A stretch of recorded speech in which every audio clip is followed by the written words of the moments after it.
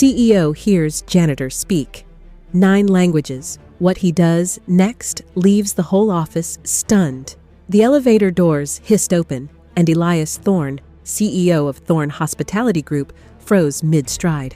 A low, melodic voice echoed from the janitor's closet, French. Then, seconds later, Mandarin, then Arabic. Peering inside, he saw Carlos Mateo Rivera, the night janitor, murmuring into his phone, his mop leaning forgotten against the wall.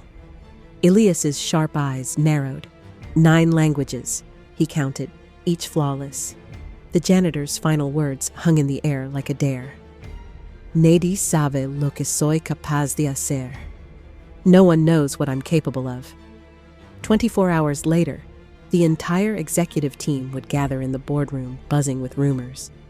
Elias would stride in, uncharacteristically late, and drop a bombshell that would leave them speechless.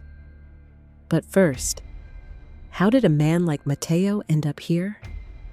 And why would Elias stake his billion-dollar empire on a stranger's hidden gift?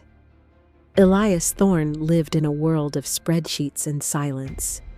His luxury hotels thrived, but his employees feared him, a tyrant in a tailored suit, haunted by his father's sneering legacy. You'll never see greatness unless it's stamped with a logo. Meanwhile, Mateo Rivera clocked in at midnight, invisible in his stained uniform. A Venezuelan immigrant, he'd once been a linguistics professor before war, and paperwork erased his credentials. Now, he hid his intellect like a secret, terrified his past would shame his daughter. At 3 a.m., Elias cornered Mateo in the lobby. "Why here?" he demanded, gesturing at the mop bucket. Mateo stiffened. "Jobs don't ask for diplomas they won't recognize." His voice cracked, a rare slip into vulnerability. Elias's mind raced. That morning, his board had rejected a merger, mocking his tone-deaf global strategy. What if the answer had been scrubbing floors under his nose?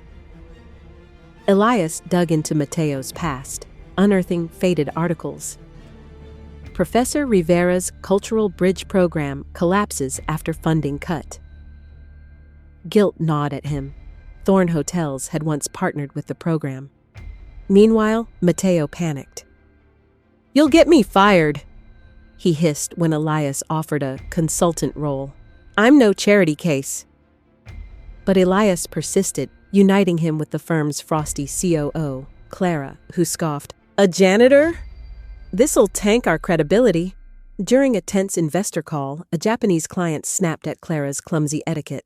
Mateo, brewing coffee nearby, intervened with a bow and flawless Kago honorifics. The deal saved, Clara stared at Elias. He's a genius. That night, Elias made a reckless decision. He'd name Mateo as the new face of global relations. But first, he'd have to confront his father's portrait, its sneer whispering, "Sentimentality sinks empires." News leaked. CEO's new strategy, trash collectors? Headlines jeered. The board threatened mutiny. Mateo's daughter, seeing viral videos of her father, cried, "Why didn't you tell me you were a nobody?" Mateo nearly quit until Elias confessed, voice raw. "I was a nobody once too. Let me fix this." At the emergency board meeting, Elias tossed a file on the table, profit projections from Mateo's revamped multilingual training program. "You called me heartless," Elias said, "but I was just blind." He gestured to the door. Mateo entered, not in uniform, but a sharp suit, delivering a pitch in 9 languages. The room hushed. Clara stood first, clapping. 1 year later, Thorn Hotels dominated the Asia-Europe market.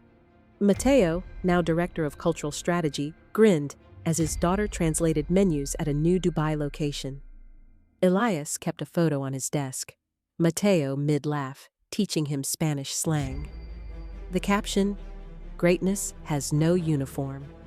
And in the quiet nights, when Elias passed empty lobbies, he'd listen, not for whispers of his father, but for the echo of a mop bucket rolling toward redemption. Sometimes, The quietest voices hold the loudest truths.